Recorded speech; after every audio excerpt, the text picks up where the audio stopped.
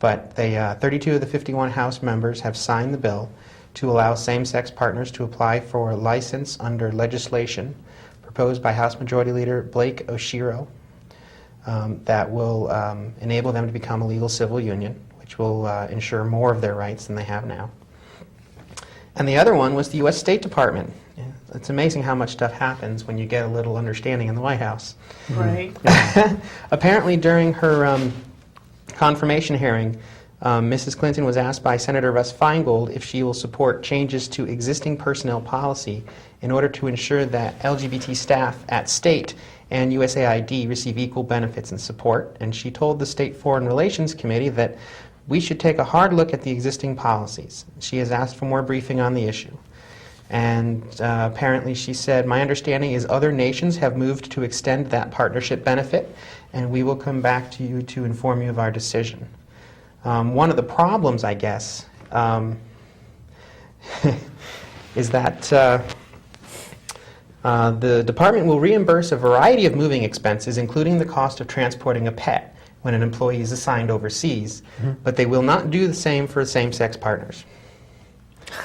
Same-sex partners don't have the legal recognition within the State Department that when the State Department moves a family overseas, moves a personnel overseas, and they pay for the move, they pay for kids, parents, spouse, pets, but not same-sex partners. Okay. So you can take your dog and cat with you, but you have to leave your love behind. Oh. So hopefully Mrs. Clinton will find it in her heart to reverse that decision. Yeah. Wow. But, yeah. One of the things, when you were reading those stories, it reminded me of this other one. I know we're in a fairly understanding part of the country, relatively. We've had a lot of great callers call in and tell us not to worry about all the nasty stuff that's going on out there. And fortunately, we worry about all the other people that are out there being, the subjects of the nasty stuff. Sure. Radio host, and I really don't like giving him any more airtime, but Michael Savage continued his attacks on the transgender community during this January 7th broadcast of the Savage Nation, declaring that a sensitivity training program for San Francisco police detectives on transgender issues is, quote, sort of like toilet training for adults, and described the program as a class to teach normal men to have sensitivity to a psychopathic sex change operative who should be in a mental hospital. Okay. A self-proclaimed idiot. Now, there's some question around whether there was a detective in this investigative unit who was recently promoted. She's transgender, or he's transgender. I forget which way this person went. And this detective is giving the sensitivity training. I don't know what was going on. I don't know the truth of the situation, whether this person deserved it or whether they were promoted through some affirmative action effort or what it was. The rest of his comments have to do with, this person only got promoted because she's different, but his general attitude and what he's preaching about transgender folks, psychopathic sex change operatives who should be in a mental hospital. Yeah, that's a bit extreme. But then you turn around and you say, well, okay, if this is a mental condition, then my mental health care should pay for it. Right. Well, no. You're not a mental case anymore. This is a behavioral problem now. All right. Okay. Yeah, you can't win, can you? No, you can't win. On another note, there's a woman named Haley McCarthy from the Public Health Department at Southern Connecticut State University, who is doing a research study on transgender folks. Oh, cool. If you're age, I know we have some out there that are possibly watching. If you're age 20 to 50 and you live in Connecticut and you identify as transgender, you're eligible to participate. I may be able to link the post on our own website. If not, you can go to transadvocacy.org and they have the link to more information if you're looking to participate. Cool. Studies.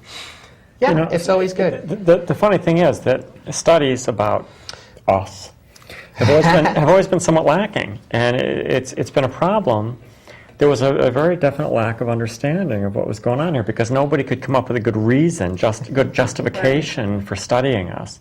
And Well, that's changing somewhat, which is a good thing. This one is about the healthcare experiences of transgender individuals. I know many, if not most or all of us, have had interesting experiences with healthcare providers. I know we personally have had pretty good experiences, Yeah. but I also know a lot of folks who haven't. Yeah, I can honestly say my experience with healthcare has been a very, very positive Right. one, very Yeah. good one. But I know some people Right. have gone through hell. We have very With fortunate this, circumstances.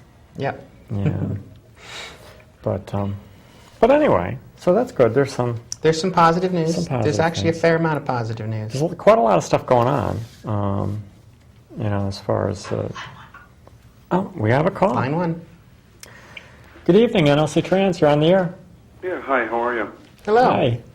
First time I've seen the show, so it's kind of nice to turn on the cable access and come across something I haven't seen on the cable access. And I don't know how long your show has been on, but I don't get to watch too much TV, so... Oh, yeah. Well, we're Nice glad you're kind able of- to tune in. Thank you. I guess kind of two things. One, kind of a little bit of a comment, is that I do have some good friends who are transgendered, so, that kind of makes it easier for me to kind of turn on the TV station and understand, some of the thoughts you have tonight. True. And the other thing is, with the whole, and you may have talked about this first time I've seen the show, so forgive me if I... That's okay. repeating something. But with the whole thing with Obama being elected and such, does that give the three of you personally or others you might know different kinds of thoughts of the possibilities of tolerance, moving in a better direction these days, or at least kind of a tangible evidence of it moving rather than, just hoping and thinking over the, couple of years or couple of decades? Well, I think it gives us all great hope. He has a very positive stance towards the LGBT community overall. Yeah, we're thrilled to death with this whole thing. So so we're very, very hopeful that this is going to be a good thing for us, and honestly for everybody. Right. As a matter of fact, I think it was the day after the inauguration that his administration posted on the White House website their goals for poverty and the GLBT communities. I think under the civil rights section.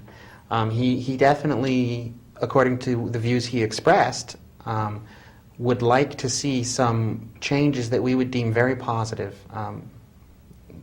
Treating everybody equally under the law, we think, is a great idea. Yeah, absolutely. So my own personal thought, I just think the more we can all have compassion through these differences and trying to understand, just all the wild and crazy things that are happening to everybody every day in life. I mean, things that happen to us and around us and all that, especially when we don't understand or something new, throughout our life. I think that's where most of fear comes from. And of course, we tend to battle fear no matter who we are, whatever fear. So I think that's kind of the root of most of the things. Two things quickly, I guess. One is my own personal, I guess, things that happened, a dozen years ago, 15 years ago, was that I had a person who was in the choir, and he was going through a sex change operation, and, it takes years of all kinds of things to have that happen. And kind of near, not near the end of the journey, but maybe right in the middle, but came to me and wanted to ask me if it would be okay to stay in the choir. And it just was such a, kind of a, great moment in my life, because I thought, why? You're a person. I mean, you're my choir. What's the big deal? It doesn't matter to me what part you sing or how tall or short you are or what gender you are or if you change genders. It really doesn't. You're part of the choir. So, it's just kind of great for me, and it was great for the two of us to kind of go through that together. Yeah. The other thing That's is, a great story. that is. Yeah, it was really incredible. So, and it was incredible for everybody in the choir, and I'm gifted to have such a great choir. So, and the other thing is, I just want you to know that while a good friend of mine